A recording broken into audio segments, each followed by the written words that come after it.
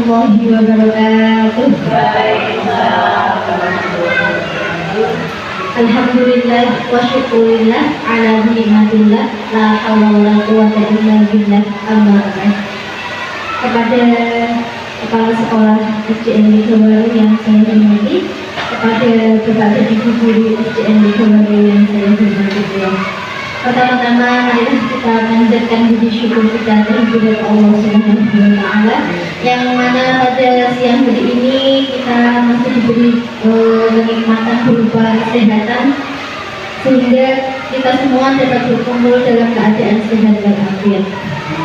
Kedua kalinya salawat serta salam kita haturkan kepada junjungan beliau Nabi besar, Nabi agung, Nabi akhir zaman, Nabi Muhammad Rasulullah sallallahu alaihi wasallam, Nabi yang kita tunggu syafaatnya kelak di yaumil akhir nanti. Saya di sini sebagai pembawa acara akan membacakan susunan acara pada siang hari ini. Pertama, pembukaan. Kedua, menyanyikan lagu Indonesia Raya. Ketiga, doa. 4, sambutan kepala sekolah. 5, diseminasi budaya positif. Dan yang keenam, penutup. Memasuki acara yang pertama yaitu pembukaan. Marilah kita buka acara pada siang hari ini dengan bacaan umul kitab Al-Nabi Sholihah Al-Fatihah.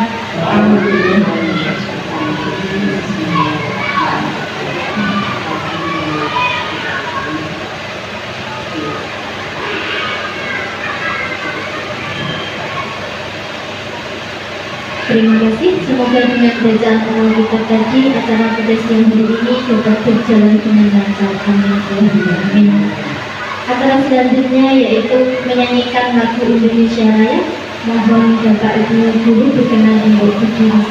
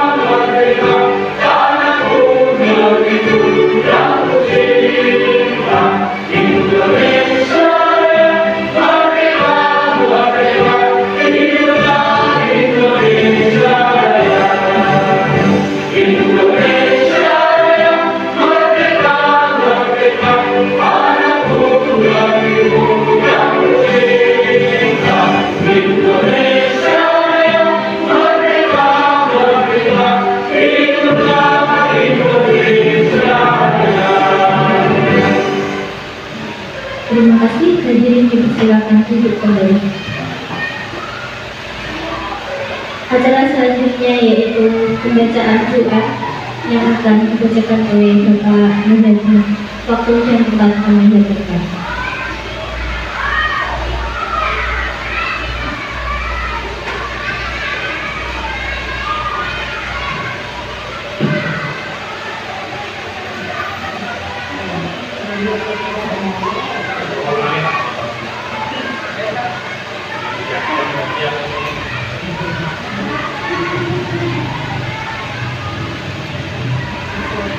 Bismillahirrahmanirrahim. Assalamualaikum warahmatullahi wabarakatuh. Waalaikumsalam. Mari Bapak Ibu guru kita berdoa bersama-sama semoga dalam pertemuan ini mendapatkan lancar dan mendapatkan berkat untuk kita semua. Bismillahirrahmanirrahim. أعوذ بالله من الشيطان الرجيم بسم الله الرحمن الرحيم الحمد لله رب العالمين حمدا شاكرا حمدا ممنونا حمدا يعقب وحمدا يكافئ يا وكرم الحمد اللهم صل وسلم على سيدنا محمد وعلى آله سيدنا محمد اللهم إنا نسألك سلامة في الدين وعافية في الجسد وبركة في العلم وبركة في الرزق وبركة في الكرم وبركة اللهم حرم علينا في شجرة المؤمن شجرة اللهم اغفر لي ولوالدي وارحمهما كما ربياني صغيرا ربنا ظلمنا انفسنا ظلما كثيرا وارحمنا وكنا من الخاسرين ربنا لا تزغ قلوبنا بعد إذ هديتنا وهب لنا من لدنك رحمة إنك أنت الوهاب ربنا آتنا في الدنيا حسنة وفي الآخرة حسنة وقنا عذاب النار وصلى الله على سيدنا محمد وعلى آله وصحبه وسلم والحمد لله رب العالمين.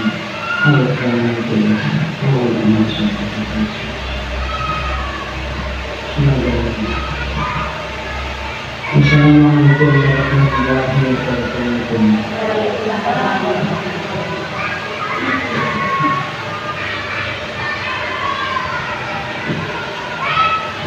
Terima kasih. Acara selanjutnya yaitu sambutan kepala sekolah kepada beliau Ibu Sriani SPP. Waktu dan tempat kami persilakan. Assalamualaikum warahmatullahi wabarakatuh. Waalaikumsalam warahmatullahi wabarakatuh.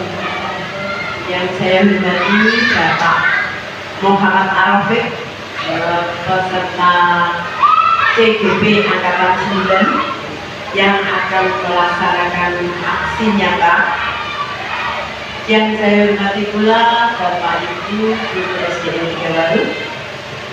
Marilah yang pertama kali kita panjatkan puji syukur kehadirat Allah SWT, di mana pada siang hari ini kita diberi kesempatan sehat sehingga kita semua dapat berkumpul di ruangan ini untuk mengikuti pengajian yang akan diadakan oleh yang akan dipandu oleh Bapak Muhammad Arafik. Yang kedua, semoga lokakarya yang akan dipandu oleh Pak Rofik dengan judul Diseminasi Budaya Positif ini dapat bermanfaat, dapat mengimbas kepada kita semua. Budaya positif itu dapat kita kembangkan dan dapat kita tularkan kepada anak didik kita, sehingga budaya positif di SD 3 Waru yang sudah ada semakin banyak ada budaya positif yang akan membawa kemajuan untuk anak didik kita. Kepada Bapak Muhammad Arafik, semoga kegiatan ini untuk kegiatan guru penggerak ini teman-teman kita ditulari ilmunya supaya bisa ikut menjadi peserta guru penggerak. Demikian dari saya, semoga bermanfaat kegiatan ini, bermanfaat bagi kita semua, dan bermanfaat terutama bermanfaat bagi anak didik kita. Akhirnya, wassalamualaikum warahmatullahi wabarakatuh.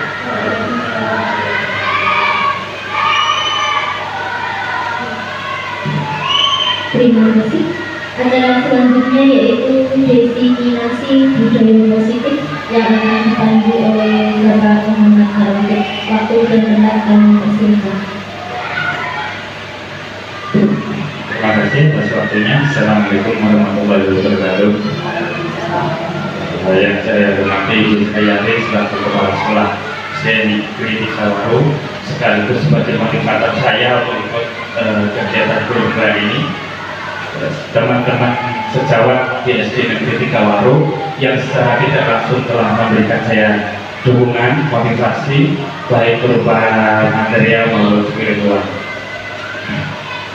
Di sini saya CGP angkatan 9 kelas 913 PPGB Jateng ingin menyampaikan diseminasi budaya positif, ya, bahasanya kita berbagi ilmu tentang budaya positif.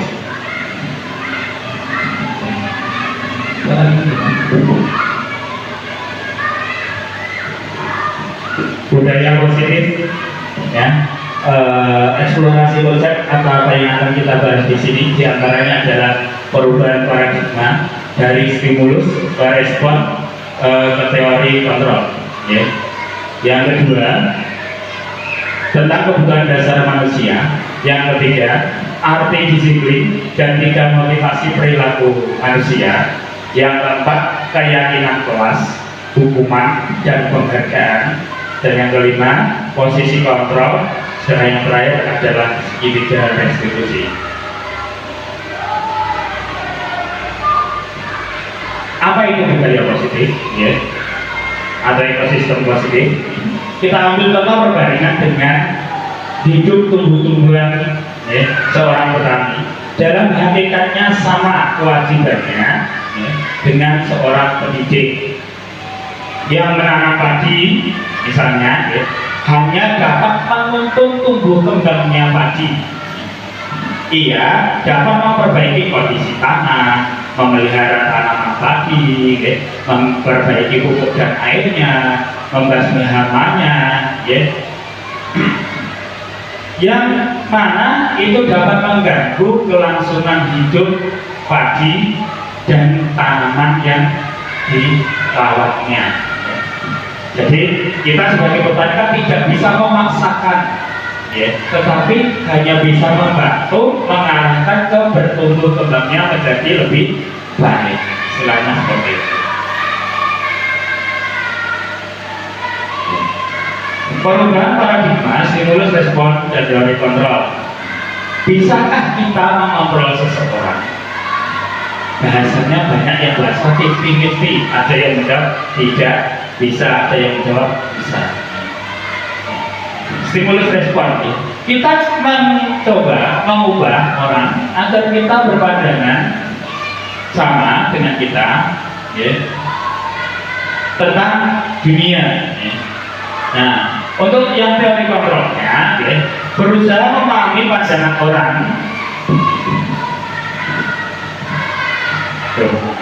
berusaha memahami pandangan orang lain tentang dunia, ya. Terus untuk stimulus responnya, yang kedua, perilaku buruk dilihat sebagai suatu kesalahan, sedangkan untuk teori kontrolnya, semua perilaku itu pasti memiliki tujuan. Yang ketiga, orang lain bisa mengontrol saya. Pada teori kontrolnya, hanya diri sendirilah yang bisa mengontrol kita, bukan orang lain. Untuk yang keempat, ya, stimulus responnya, ya, saya bisa mengontrol orang lain. Pada teori kontrolnya, ya, saya atau kita tidak dapat mengontrol orang lain. Secara tidak langsung tidak bisa mengontrol orang lain, ya. Terus untuk yang kelima, pemaksaan ada pada saat rujukan gagal. Sedangkan pada teori kontrolnya, kolaborasi dan konsensus menciptakan pilihan-pilihan yang baru. Untuk yang terakhir, stimulus responnya, model berpikir menang atau kalah. Sedangkan teori kontrolnya, model berpikir menang. Bedanya di sini, ya, antara stimulus respon dengan teori kontrol. Bahasanya banyak yang kebalikannya, ya.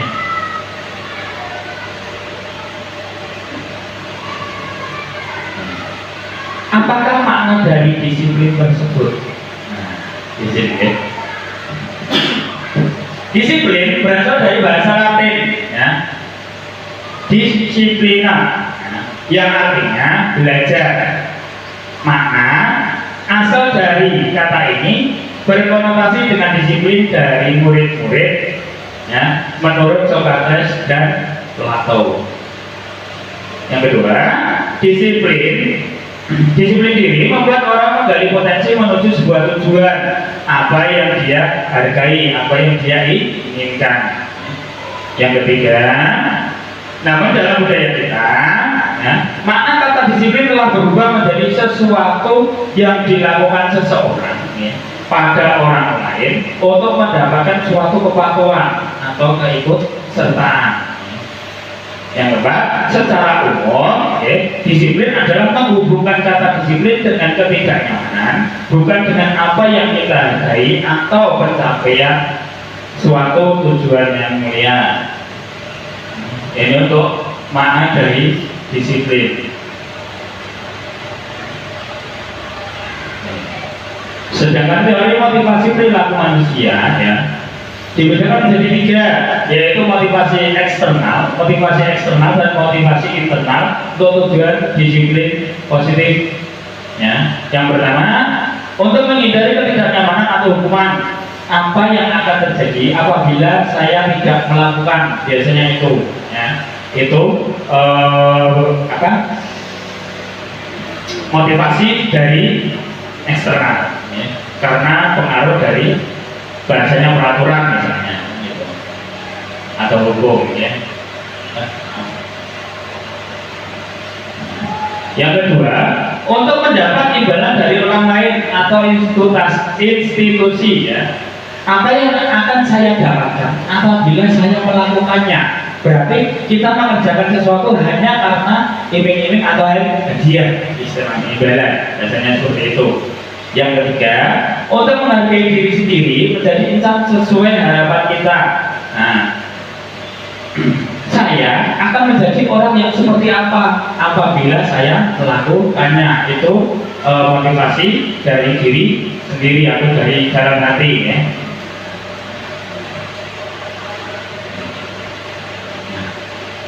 Merdeka menurut Ki Hajar Dewantara, merdeka itu artinya tidak hanya terlepas dari suatu perintah, akan tetapi juga cakap buat memerintah diri sendiri.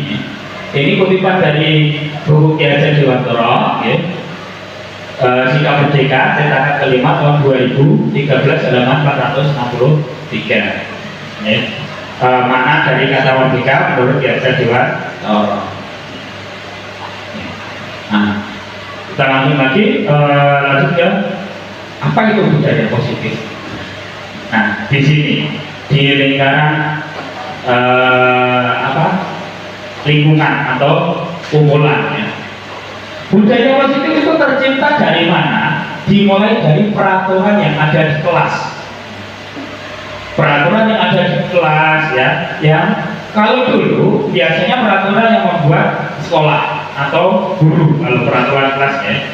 Dari peraturan kelas itu kita bisa menembus kepada keyakinan kelas, yang mana keyakinan kelas itu merupakan suatu keyakinan atau suatu kesepakatan, ya, antara warga kelas, baik itu guru maupun siswanya. Jadi bahasanya kita kali, ya, kita buka sedikit peraturan atau kesepakatan kelas yang bagaimana dalam pelajaran di kelas yang akan kita gunakan. Itu disebut dengan keyakinan kelas. Awalnya kan dari peraturan kelas, ya, dasarnya dari peraturan kelas. Terus suatu saat ada beberapa siswa yang mengusulkan aturan lagi, tetapi mengarah ke hal yang baik, maka itu bisa kita pakai sebagai salah satu bagian dari keyakinan kelas. Jadi keyakinan kelas itu ada yang tertulis, ada yang tidak tertulis, tetapi disepakati dan juga dijalankan bersama-sama oleh warga kelas. Ya. Jadi keyakinan kelas itu istilahnya dibuat bareng-bareng semua warga kelas, baik dari guru dan juga siswa, dijalankan oleh semua warga kelas. Apa ibarat baliknya, ya, dari keyakinan kelas tersebut, maka kelas akan tercipta sesuatu kondisi yang kondusif untuk kegiatan pembelajaran. Karena apa? Jika keyakinan kelas itu ada salah satu siswa yang mungkin perbuatannya atau kegiatannya menyalahi keyakinan kelas yang sudah disepakati bersama, maka kita kembalikan lagi, kita tegur lagi apa atau keyakinan kelas kita kemarin, ya. Maka apa namanya harus kembali lagi ke aturan yang sudah disepakati, ya. Dari keyakinan kelas, dari kelas 1, 2, 3 sampai kelas 6 nanti kita bisa mengambil garis besarnya. Garis besarnya itu bisa kita masukkan ke dalam lingkungan positif. Contohnya seperti apa?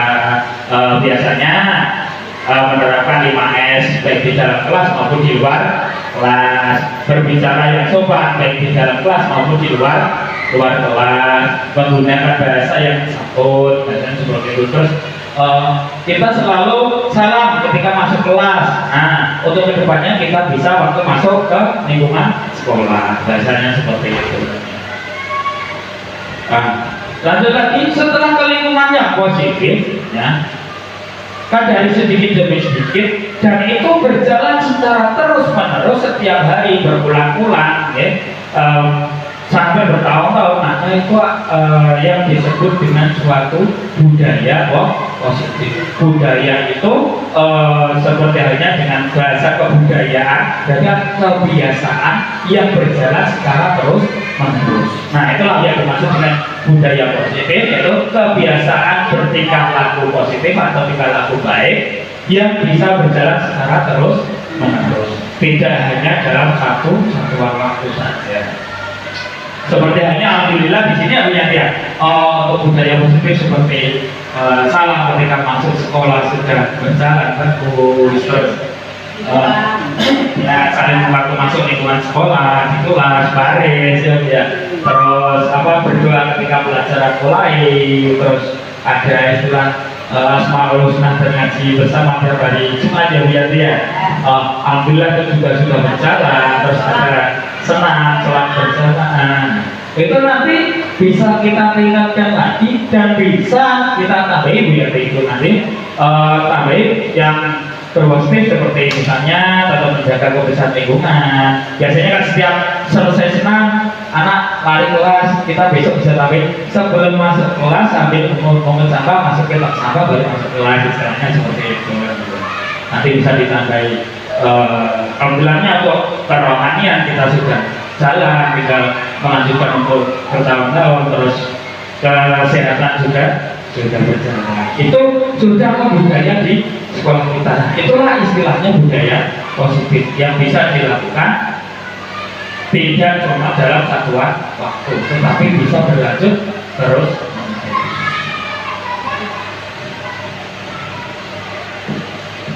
Nah, ini tadi yang bisa saya sampaikan sedikit tentang budaya positif. Mungkin Bapak Ibu ada yang mau disampaikan tentang budaya positif? Ada pertanyaan? Ya, kalau tidak ada kita bisa lanjut, ya.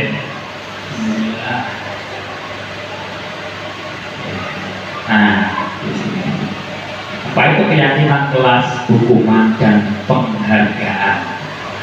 Nah, mengapa tidak peraturan saja? Mengapa harus keyakinan kelas? Itu yang sering timbul di dalam diri kita. Apa toh perbedaannya? Nah, apa toh linknya atau kaitannya? Nah, biasanya itu yang menjadi permasalahan pada kita semua.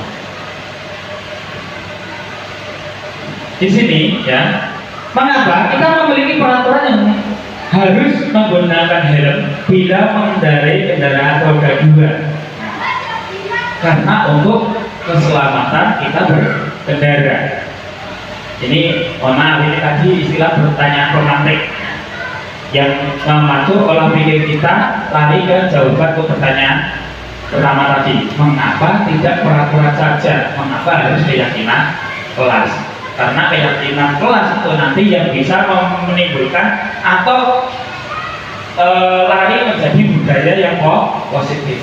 Kalau peraturan belum tentu bisa menjadi budaya positif, tapi kalau keyakinan yang didasari dengan dari hati, ya, akan bisa menjadi suatu budaya yang positif. Yang kedua, ya pertanyaan formatif yang kedua, mengapa kita memiliki peraturan 3M, menggunakan masker, mencuci tangan, dan menjaga jarak 1,5 meter waktu kondisi pandemi kemarin? Tapi jawabannya kan agar kita sehat, tidak tertular penyakit, istilahnya seperti itu. Akhirnya apa? Setiap hari dengan ikhlas kita tetap pakai karena demi keamanan kita sendiri. Bahasanya seperti itu. Yang ketiga, mengapa kita memiliki peraturan harus datang tepat waktu pada saat mengikuti pelatihan? Kenapa? Agar kita tidak tertinggal atau ketinggalan suatu materi dalam pelatihan tersebut. Nah, untuk mendukung motivasi intrinsik, kembali penilaiannya atau keyakinan lebih menggerakkan seorang dibandingkan mengikuti serangkaian peraturan. Nah, itu tadi yang saya sampaikan kembali lagi. Kenapa harus keyakinan kelas, tidak peraturan saja? Karena apa?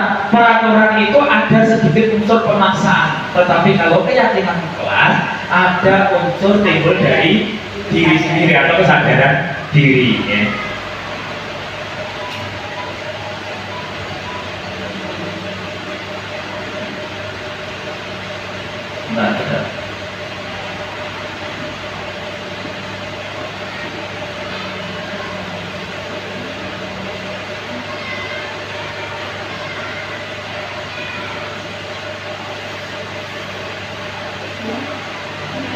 Nah, kegiatan pendalaman dalam keyakinan kelas, ya, berdasarkan tabel T dan tabel Y.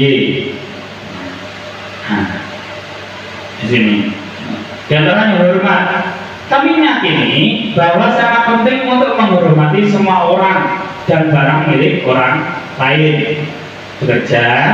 Kami meyakini bahwa sangat penting untuk mengerjakan segala pekerjaan atau mengikuti kegiatan yang telah ditugaskan, diterima dan dimiliki. Kami meyakini bahwa sangat penting untuk merasa diterima pada suatu kelompok, ya, dan saling peduli satu dengan yang lain.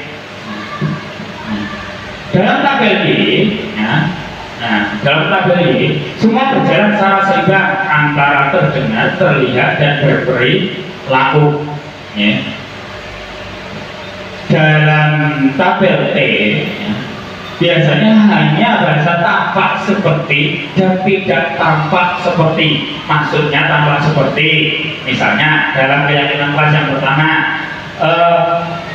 berdoa sebelum kegiatan pembelajaran dimulai. Sudah tampakkah itu atau tidak tampakkah itu? Maksudnya ini dibagi menjadi dua kelompok ini, ya. Nah, ini. Itu dalam penyusunannya model tabel T dan juga model tabel Y. Tapi kalau di dalam tabel Y semuanya berjalan secara seimbang. Sedangkan dalam model tabel T hanya bahasa tampak seperti atau tidak tampak seperti, ya. Berikutnya, ya. Nah, perbedaan antara peraturan dan keyakinan kelas. Nah, dalam peraturan selalu kembalikan buku ke tempatnya. Ini contohnya, ya. Keyakinannya berarti tanggung jawab. Peraturannya selalu kembalikan buku ke tempatnya. Misalnya kalau di dalam kelas kan tidak buku di depan, harus kembalikan lagi ke tempatnya. Itu peraturannya. Berarti keyakinan kelas apa yang dituju di sini? Yaitu keyakinan kelas bertanggung jawab. Terus yang kedua, dilarang mengganggu orang lain. Usil-musili orang lain, dari orang lain, ya. Itu bahasa peraturannya, dilarang mengganggu orang lain. Nah, dalam keyakinan kelas atau nilai kebajikan yang akan dituju atau akan diraih yaitu menghormati orang lain dan diri sendiri. Jadi keyakinan kelasnya yang diambil adalah menghormati orang lain. Yang ketiga, hadir ke sekolah 15 menit sebelum pembelajaran dimulai. Nah, untuk keyakinan kelasnya menghormati orang lain dan berkomitmen dalam tujuan. Komitmennya untuk belajar, maka juga harus mengikuti pelajaran dengan baik. Bahasanya seperti itu. Yang keempat, dilarang melakukan kekerasan. Nah, untuk keyakinan kuatnya, ya, menjaga keselamatan, menghormati orang lain dan juga kesehatan. Peraturan kelas yang berikutnya, dilarang menggunakan narkoba. Nah, menurut keyakinan kelasnya adalah menghormati diri sendiri dan orang lain. Yang berikutnya, nah, berkampian atau menunggu giliran. Untuk keyakinan kelasnya berarti apa? Kesabaran, ya.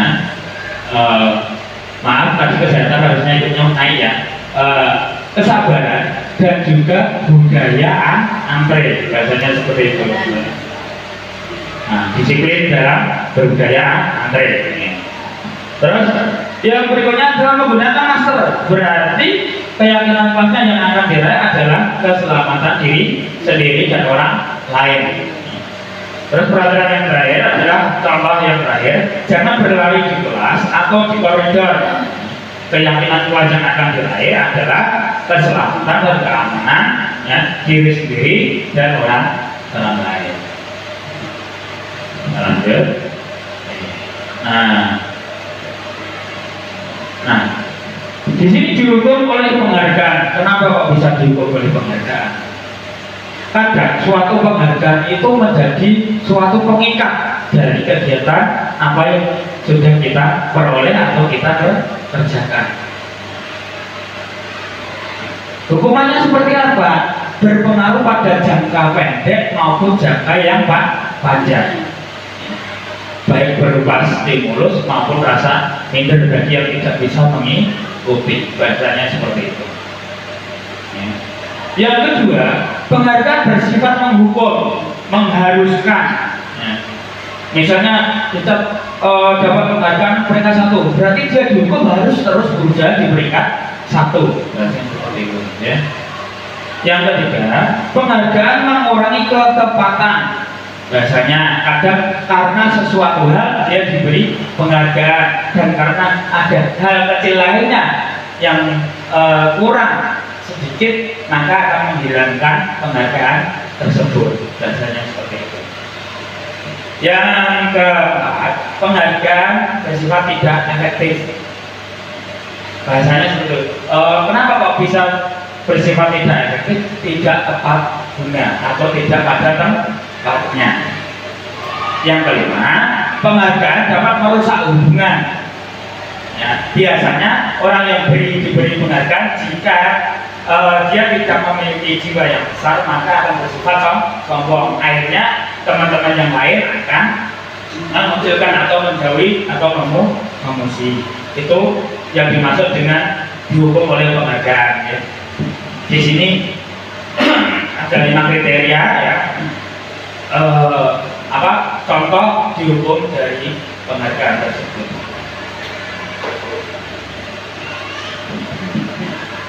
Nah, ini contoh lagi. Nah, tindakan seorang guru dengan hukuman sanksi atau konsekuensi. Mencatat 100 kali di dalam buku, kalimat saya tidak akan terlambat lagi. Menurut panjenengan merupakan hukuman atau sanksi? Jangan terlibat dengan ini loh, ya. Ini karena menurut pendapat saya. Menurut pendapat panjenengan, hukuman deh, hukuman. Kalau pendapat saya juga merupakan sebuah hukuman, bukan sanksi, ya. Terus lari mengelilingi lapangan basket 2 kali karena terlambat hadir sekolah. Nah, hukuman juga. Kalau menurut saya juga termasuk sebuah hukuman. Murid diminta untuk push up 15 kali karena tidak menggunakan masker ke sekolah. Nah, itu juga termasuk contoh hukuman, ya. Terus menggantikan kertas tugas teman yang telah dicoret-coret. Hukuman, sanksi atau konsekuensi. Jangan terpengaruh dengan jawaban yang di sini. Kalau ini menurut jawaban saya kemarin. Nah, ada yang bilang suatu sanksi, ada yang bilang suatu konsekuensi, ya. Tetapi bukan termasuk hukuman, karena merupakan salah satu tanggung jawab dari apa yang diperbuat, kan gitu, ya. Terus yang berikutnya, membersihkan tumpahan air di meja tulis karena tersenggol pada saat belajar. Konsekuensi, sanksi, hukuman, konsekuensi. Oke. Terus yang berikutnya, murid disuruh untuk mengenakan sepatu seharian di sekolah karena tidak mengenakan sepatu hitam. Merupakan contoh dari hukuman, sanksi, maupun konsekuensi. Bahasanya maaf, ini disuruh untuk tidak mengenakan sepatu seharian. Bahasanya seperti itu. Ngetiknya agak itu. Ya. Merupakan satu contoh hukuman ya. Lari mengelilingi lapangan basket 2 kali karena terlambat 10 menit saat mengikuti pelajaran olahraga. Hukuman, sanksi, maupun konsekuensi. Nah, ini yang agak bisa hukuman, sanksi, maupun konsekuensi. Nah, pada jam olahraga ya. Nah, sekarang dikembalikan lagi ke konteksnya. Nah, kembalikan lagi ke permasalahannya. Khusus untuk yang nomor terakhir ini. Ini memang sengaja dibuat seperti bahasa sanksi konsekuensi juga agak mengeksal hukuman juga. Nah, kembali lagi dengan kesepakatan kelasnya di jam pelajaran olahraga. Nah, dikembalikan lagi kesepakatan yang sudah diambil apa, yang sudah disepakati apa. Kalau ini sudah termasuk kesepakatan yang ada di kelas, maka ini masuk ke dalam konsekuensi. Kalau ini belum masuk ke dalam kesepakatan, maka ini adalah hukuman. Jadi dikembalikan lagi ke konteks soal dan konteks keyakinan kelas yang sudah dibuat. Nah, sebelum kegiatan pelajaran dimulai.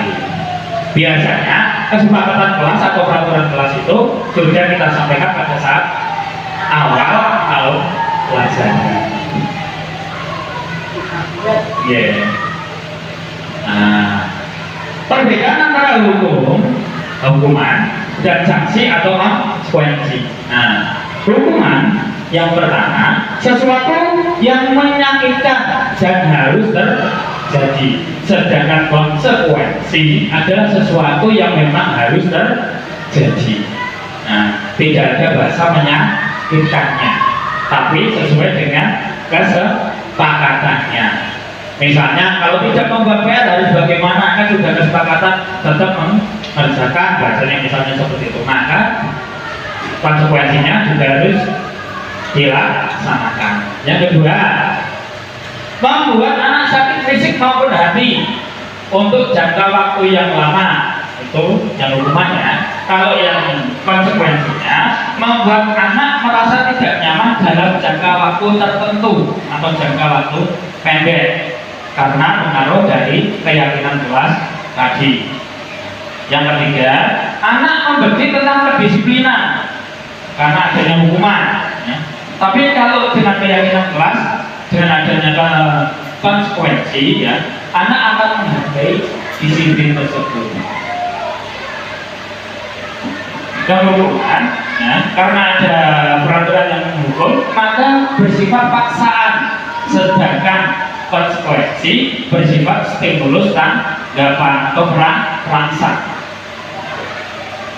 Nah, yang berikutnya, mendorong anak untuk menyakiti diri sendiri, sedangkan untuk yang konsekuensi mendorong anak agar mudah menyesuaikan diri atau menempatkan posisinya di lingkungan sekolah atau di lingkungan kelas. Yang hukuman, konsep diri yang buruk, sedangkan konsekuensinya konsep diri yang baik. Yang hukuman, anak belajar untuk menyembunyikan kesalahan, sedangkan untuk konsekuensinya anak akan belajar untuk mematuhi peraturan. Untuk hukuman yang terakhir, anak akan merasa marah, bersalah, dipermalukan, dan merasa tidak dihargai. Sedangkan untuk yang konsekuensi, anak akan kehilangan hak, dibuat tidak nyaman, diasingkan untuk sementara waktu, tidak berkelanjutan. Ini dikutip dari Restoration Diagnostics dari Yayasan Pendidikan Luhur tahun 2005.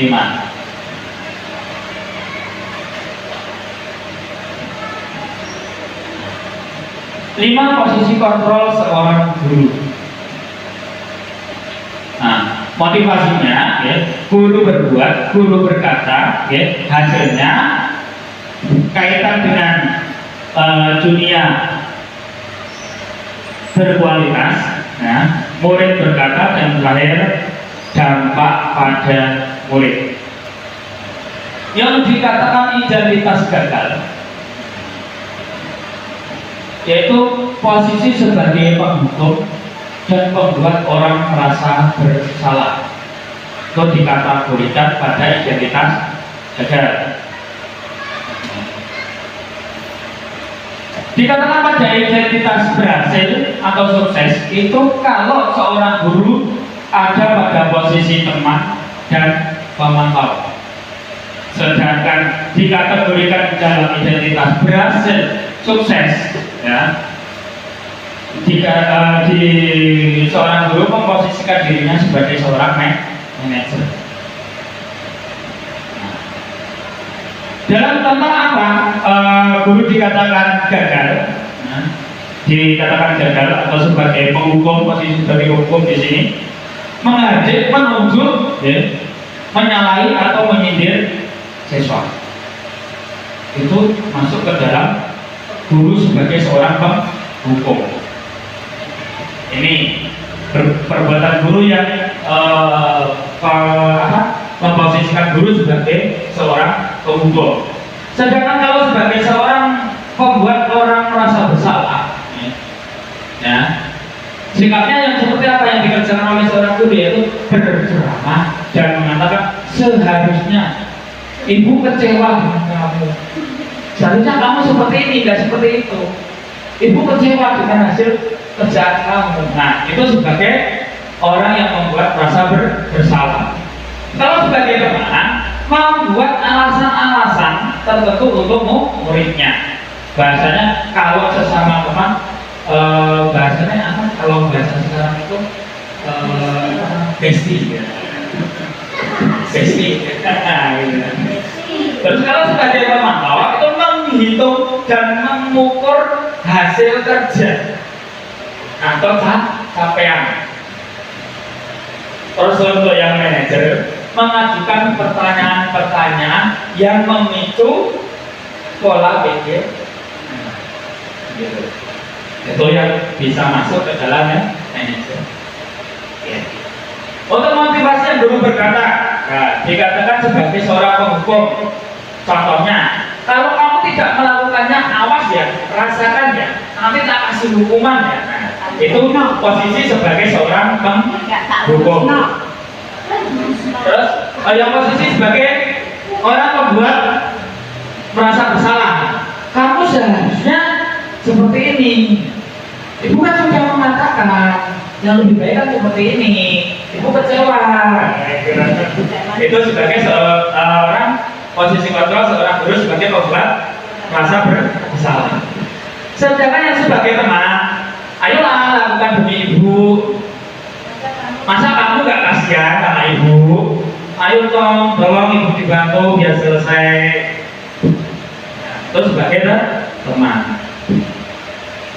Ya tidak apa-apa, seperti rampung. Nah, bahasa itu juga sebagai kontrol diri sebagai seorang teman. Nah, kalau sebagai seorang pemantau, peraturannya apa ya? Kembalikan lagi, ya. Kesepakatan kerjaan kita yang ini kemarin apa ya? Nah, gitu. Itu biasanya sebagai seorang pemantau. PR-nya apa ya kemarin ya? Sudah apa belum? Itu sebagai seorang pemantau. Nah, yang sebagai seorang manajer, apa yang kita yakini, apa yang bisa kita kerjakan untuk memperbaiki masalah ini? Berarti mengajak anak untuk mengolah pikirnya, berani berpendapat, berani mengemukakan idenya, berani mengeluarkan kreativitasnya. Itu sebagai seorang manajer, kalau posisi kita sebagai seorang manajer.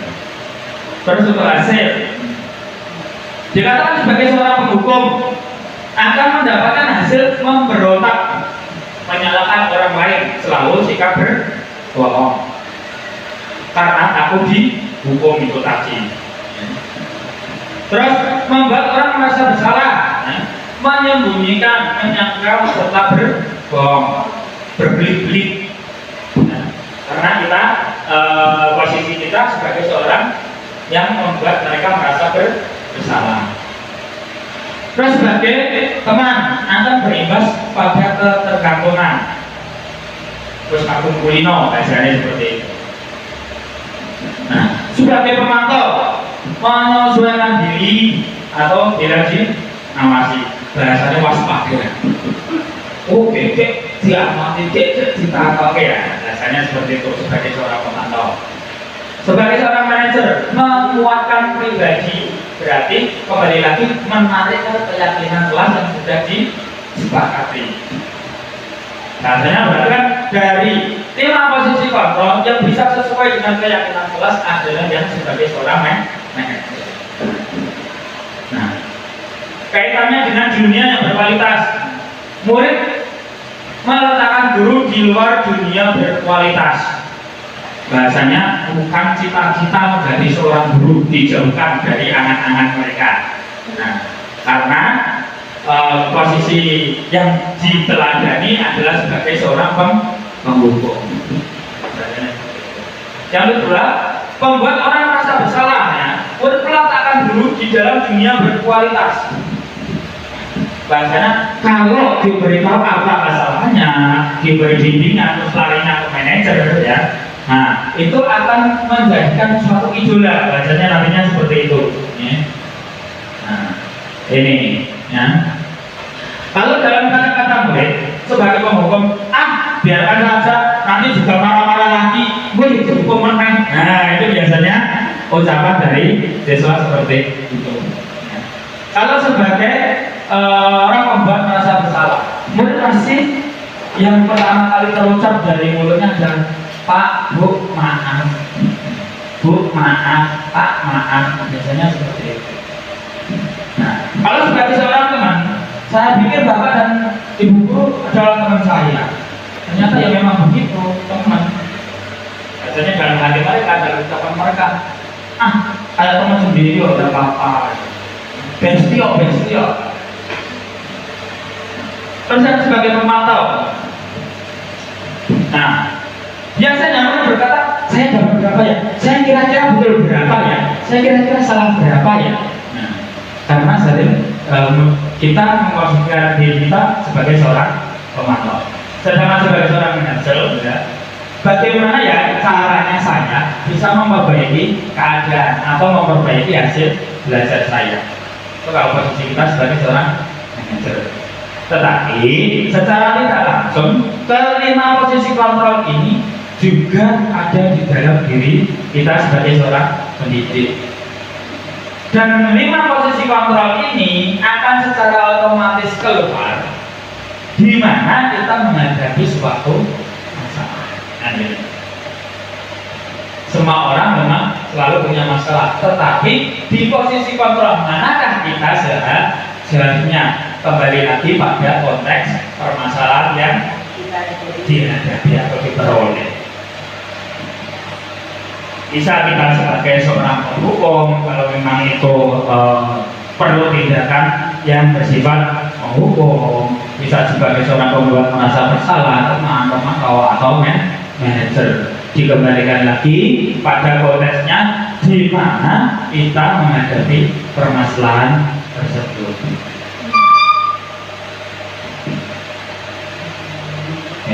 Yang berikutnya, segitiga restitusi. Apa itu restitusi? Restitusi adalah proses menciptakan kondisi bagi murid ya, untuk memperbaiki kesalahan mereka sehingga mereka bisa kembali pada kelompok mereka dengan karakter yang lebih kuat. Istilahnya restitusi itu secara tidak langsung ya, kita mencari solusi ya, mencari solusi yang terbaik ya, untuk keberlangsungan siswa tersebut untuk kembali ke lingkungannya.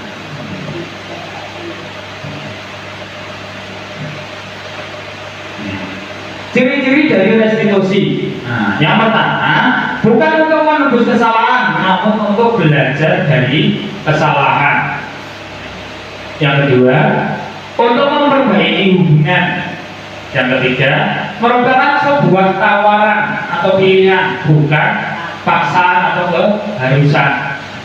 Yang keempat, restitusi menuntut untuk melihat ke dalam diri. Yang kelima, restitusi mencari kebutuhan dasar yang mendasari suatu tindakan. Yang keenam, restitusi diri adalah cara yang paling baik. Yang ketujuh, restitusi berfokus pada solusi. Yang kedelapan, restitusi berfokus pada karakter, bukan tindakan. Yang kesembilan, restitusi mengembalikan murid yang berbuat salah pada kelompoknya. Ini ciri-ciri dari restitusi. Segitiga restitusi. Burungnya ya.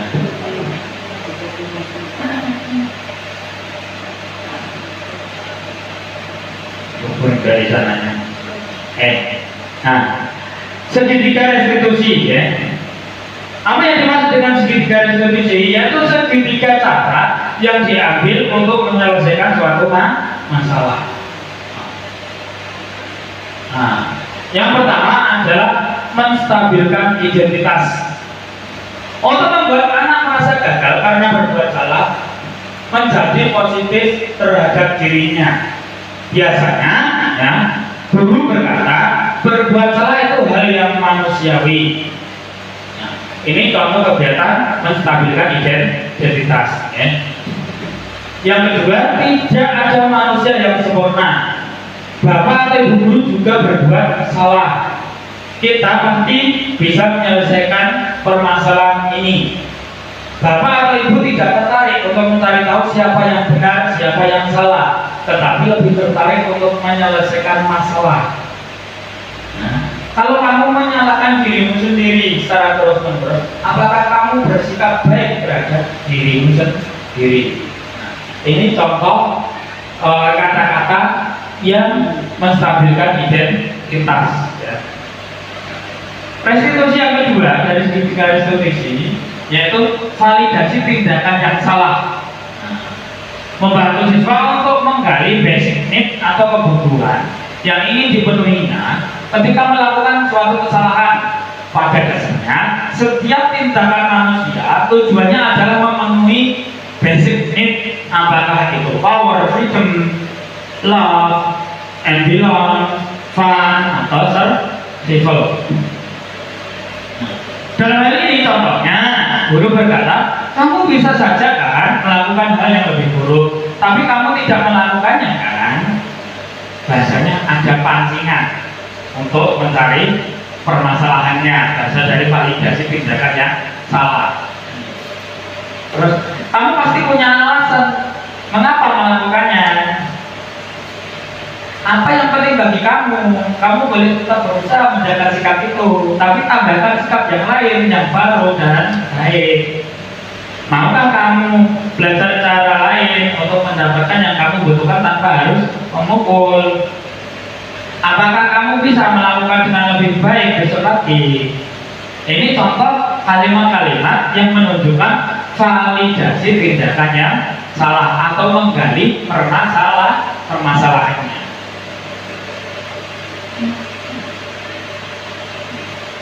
Yang ketiga dari segitiga restitusi adalah menanyakan keyakinan. Anak melihat kesalahannya dihubungkan dengan norma sosial dan nilai-nilai yang mendasari manusia berinteraksi dengan orang lain. Atau bahasanya di sini kalau di dalam kelas kita kembalikan lagi konteksnya ke dalam keyakinan kelas. Biasanya seperti itu.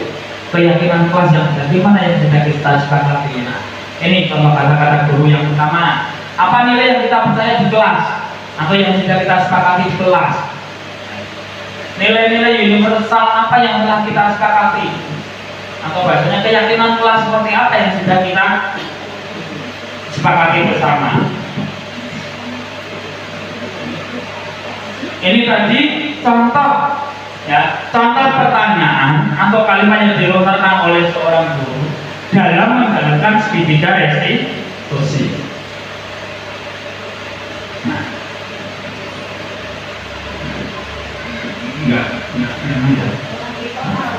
Dan kita ya. Kebutuhan dasar seorang manusia. Nah, ada 5 kebutuhan dasar seorang manusia. Di sini juga nggak kelihatan gambarnya hilang buku ini. Maaf. Nah, yang pertama dibutuhkan cinta kasih atau rasa memiliki dan dimiliki. Nah, kebutuhan manusia yang pertama. Yang kedua, ya, penguasaan. Yang ketiga, bertahan hidup. Yang empat, kesenangan. Dan yang terakhir atau kelima, kebebasan. Nah, itu contoh 5 kebutuhan dasar seorang manusia.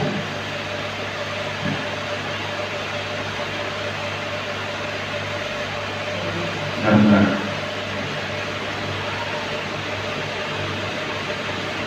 Aduh, maaf ya. Iya, lupa saya. Kalau ini harusnya online. Atasan kehilangan.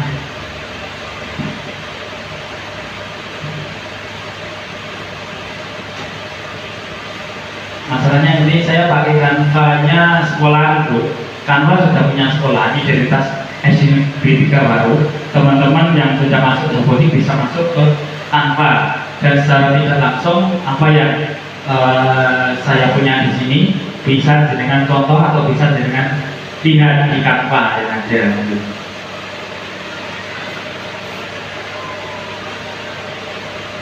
Nah, ini contoh dari media positif atau segitiga restitusi yang saya praktekkan di kelas.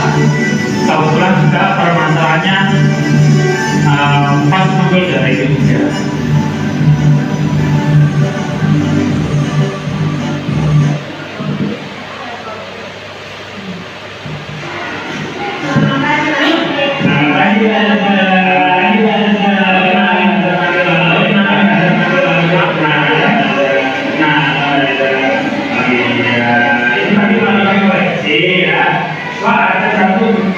Satu nama yang tidak. Nah, itu tadi kalau koreksi ya. Pak, ada satu nama yang tidak menghasilkan, itu tidak ada tugasnya. Nah, kemarin itu barisnya masuk tidak tahu. Nah, itu kan barisnya namanya.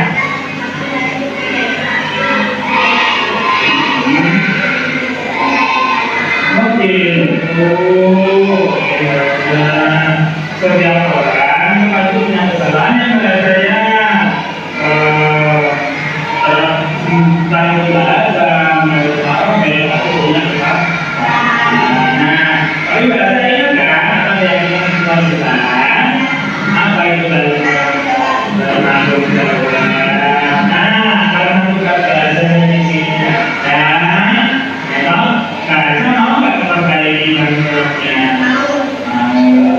kira-kira apa yang akan dilakukan itu kalau pemilih membuatnya mengerjakan tugasnya mengerjakan apa nih? Berarti besok pagi bakal dulu ya sebenarnya. Sekarang kita baca dulu silakan teman-teman besok pagi bakal dulu meja tugasnya yang kerjakan.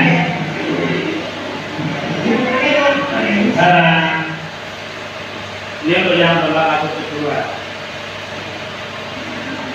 Kemudian sebenarnya kalau kenapa kali ini kita mengalami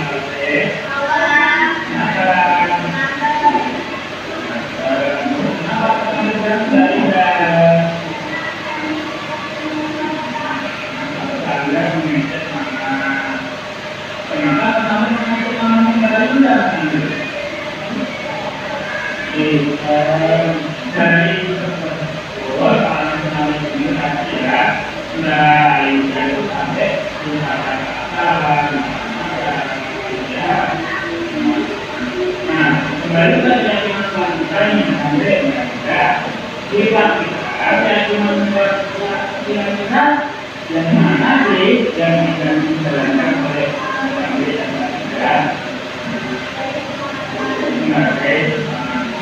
berarti pada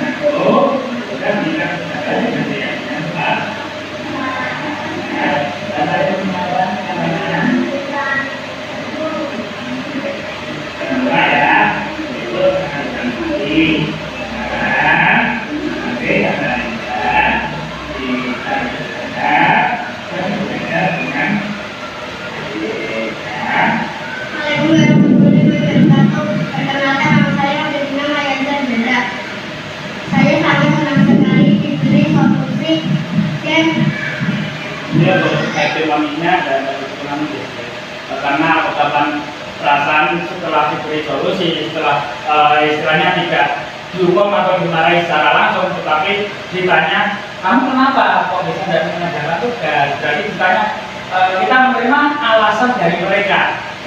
Kita kembalikan lagi permasalahan tersebut, ya, bahasanya berarti menstabilkan identitasnya, kita tahu permasalahannya. Yang kedua, kartu dari segitiga diskusi yang kedua, ya. Divalidasi tindakan yang salah, berarti kan di situ kan kamu tadi sudah melakukan apa atau apa yang belum kamu kerjakan, gitu, ya. Atau yang menstabilkan apa validasi tindakan yang salah. Dan di terakhirnya kita lagi kembali ke keyakinan kelas yang sudah disepakati. Dari keyakinan kelas ini kita kuatkan tadi kepada siswa, maka ya maka mereka akan merasa, oh yang tadi aku salah, maka harus aku rubah atau aku perbaiki. Bagaimana caranya memperbaiki? Seperti aja tadi, mengerjakan tugasnya, dikumpulkan esok hari. Berarti kan dikembalikan nanti tanggung jawabnya. Seperti si Mas Andre sama Mbak Yuda tadi, tidak akan mengulangi perbuatannya lagi. Bahasanya seperti itu, dari istilah segitiga atau proses segitiga resolusi ini, ya.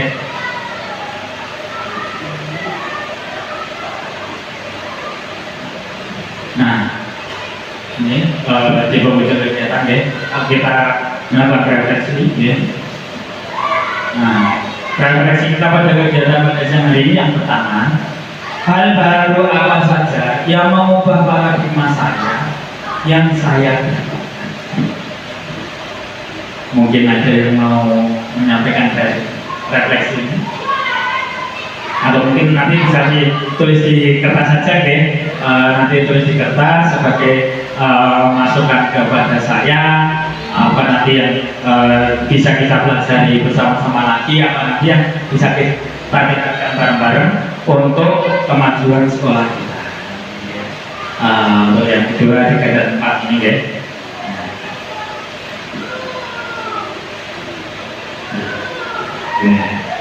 Bahasanya tak ada batin yang tak retak, ya. Tak ada masalah yang tidak dapat diselesaikan. Mungkin sampai di sini saja apa yang bisa saya sampaikan, yang bisa saya aturkan. Kurang dan lebihnya saya mohon maaf. Wabillahi taufiq wal hidayah. Wassalamualaikum warahmatullahi wabarakatuh.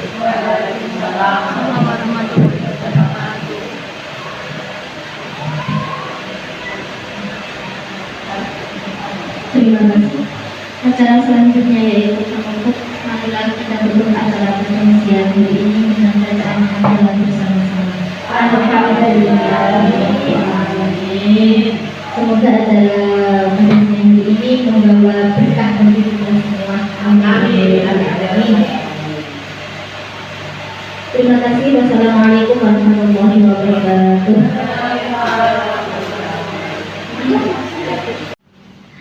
Assalamualaikum warahmatullahi wabarakatuh. Nama saya Siti Masliah, guru dari SD Negeri 3 Baru. Saya sangat senang apa yang telah disampaikan sama Bapak Muhammad Ar-Rafiq. Saya sangat terinspirasi sekali dan semoga saya bisa mengikuti jejaknya Bapak Muhammad Ar-Rafiq. Terima kasih dari saya. Assalamualaikum warahmatullahi wabarakatuh. Assalamualaikum warahmatullahi wabarakatuh. Perkenalkan, nama saya Intan Yuvita Nengtyas dari guru SD Negeri 3 Baru. Saya sangat termotivasi apa yang disampaikan oleh Bapak Muhammad Ar-Rafiq. Ya, semoga saja saya bisa mengikuti jejaknya Pak Rafiq. Sekian dan terima kasih. Wassalamualaikum warahmatullahi wabarakatuh.